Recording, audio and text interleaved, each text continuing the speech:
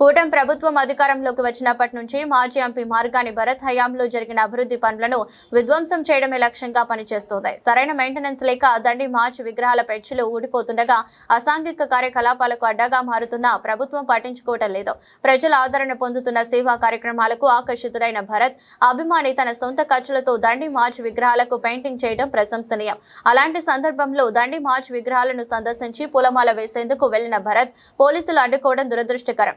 స్వాతంత్ర సమర యోధులకు కనీస గౌరవం ఇవ్వకుండా వ్యవహరించడం కూటమి ప్రభుత్వ అసలు వైఖరిని బయటపెట్టింది. ప్రజాస్వామ్య హక్కులను అనగదొక్కుతూ కక్ష రాజకీయాలకు పాల్పడుతున్న ప్రభుత్వం మహానీయుల వారసత్వాన్ని అవమానిస్తోంది. దండి మార్చ్ వంటి చారిత్రక స్ఫూర్తి కేంద్రాలను సంరక్షించడం ప్రభుత్వ బాధ్యత, రాజకీయ కక్షలు తీర్చుకునే వేదిక కాదన్నారు. ఈ 2 సంవత్సరాల కాలంలో ఈ యొక్క దండి మార్చ్ ని పూర్తి చేశారు. ఇవాళ కొంతమంది యాక్టివిస్టులు మున్సిపల్ కమిషనర్ గారికి లెటర్ పెట్టుకుని అండ్ మేము మా సొంత ఖర్చులతో ఈ యొక్క దండి మార్చ్ ని మళ్ళీ రిపేర్ చేయిస్తాము, పెయింట్ వేయిస్తామంటే జనరల్ గా ఏ ఆఫీసర్ అయినా పర్మిషన్ ఇస్తారు. దాంట్లో భాగంగా పర్మిషన్ ఇచ్చిన తర్వాత ఇవాళ మేమంతా కూడా ఇక్కడికి వచ్చి పెయింట్ ఎలా చేశారు అనేది చూడడానికి ఇక్కడికి ఈ ప్రాంతానికి వస్తే ఇంతమంది పోలీసులు ఇక్కడికి వచ్చి చూడనివ్వకుండా అడ్డుకుంటూ ఉన్నారు. గాంధీ మహాత్మునికి పూలు వేసి నివాళులు అర్పిద్దామంటే పూలు కూడా వేయలేని పరిస్థితులు ఈ యొక్క కూటమి ప్రభుత్వం తీసుకొచ్చారు. ఒకటే అంశం అడుగుతున్నా, ఒక 2 నెలల క్రితం అనుకుంటా మహాత్మా గాంధీ గారి చేతిలో బియర్ బాటిల్ పెట్టారు. ఇదే దండి మార్చ్ లో బియర్ బాటిల్ పెడితే అప్పుడు వచ్చి మేము ధర్నా చేసి నినాదాలు చేశాం. ఇప్పుడు దాకా పోలీస్ డిపార్ట్మెంట్ అది ఎవరు చేశారా, ఆకతాయిలు చేశారా, లేకపోతే కిట్టన్ వాళ్ళు చేశారా, లేకపోతే దేశద్రోహులు చేశారా, ఎవరు చేశారా అనేది పట్టుకున్న సందర్భం ఇప్పుడు దాకా లేదు.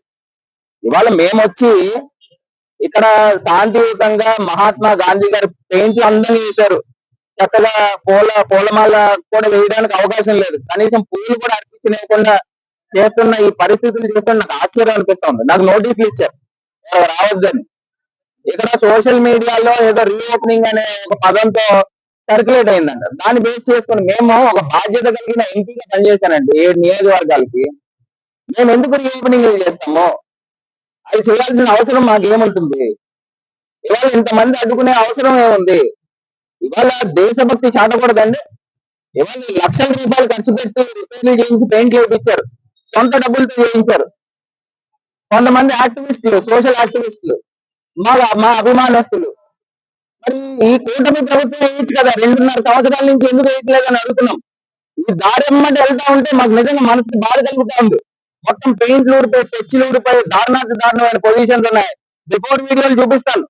మరి ఈ పరిస్థితుల్లో పోలీస్ డిపార్ట్మెంట్ ఇంత రాద్ధాంతం ఎందుకు చేస్తున్నారు? ఇక్కడ ఈ కార్యక్రమాన్ని పురస్కరించుకుని పేదలందరికీ కూడా మజ్జిగ చలివేంద్రం పెట్టాలి అని మేము ఆలోచన చేస్తే దాన్ని కూడా పెట్టనివ్వట్లేదు. అసలు ఇక్కడ అడుగు పెట్టడానికి వీల్లేదని ఆంక్షలు పడతా ఉన్నారు. ఇది ఏమన్నా టెర్రరిస్టులమా, లేదా ఏమన్నా దేశద్రోహులమా? ఇంత మంచి కార్యక్రమం లక్షలు ఖర్చు పెట్టి చేయిస్తే దాన్ని చూడడానికి కూడా రానివ్వట్లేదు అని అంటే ఈ కూటమి ప్రభుత్వం ఎంత దౌర్భాగ్యమైన పరిస్థితుల్లో ఉన్నాయో కూడా ఆలోచన చేయండి. ఇంకొక అంశము, దీనికి ఆనుకునే కంబాల చెరువు ప్రాంతం ఎంత అద్భుతంగా తయారు చేశాం మా హయాంలో. కంబాల చెరువు ప్రాంతం నిర్వీర్యం చేశారు. మొత్తము జగనన్న ప్రభుత్వంలో రాజమండ్రి ఒక అద్భుతమైన డెవలప్మెంట్ చేశాం. ఆ నమూనాల్ని చెరిపేసే కార్యక్రమం ఈ కూటమి ప్రభుత్వం ఇక్కడ స్థానికంగా ఈవీఎం ఎమ్మెల్యే చేస్తా ఉన్నారు. ఇది ప్రజలను గమనించమని కోరుతా ఉన్నా. ముఖ్యంగా ఈ యొక్క ఆపడం అనేది ముమ్మాటికి ప్రజాస్వామ్యం పైన దాడి, ప్రజాస్వామ్యం పైన కూని అని కూడా ఈ సందర్భంగా పోలీస్ డిపార్ట్మెంట్ కి తెలియపరుస్తున్నా. ఎల్లప్పుడూ ఈ ప్రభుత్వాలు ఉండవు, ఖచ్చితంగా మళ్ళీ మా ప్రభుత్వం వస్తుంది. అసలు పోలీస్ డిపార్ట్మెంట్ సీఏ ఎందుకు ఆపుతున్నాడు అండి? నాకు అర్థం కావట్లా. ఇక్కడ ఏమన్నా శిలాపలకాలు ఏమన్నా పెడుతున్నామా, లేదా రిబ్బన్ కటింగ్ ఏమన్నా చేస్తున్నామా? లేదు కదా. ఫోన్ కూడా ఇవ్వట్లేదు. ఈ పరిస్థితులు ఉన్నాయి.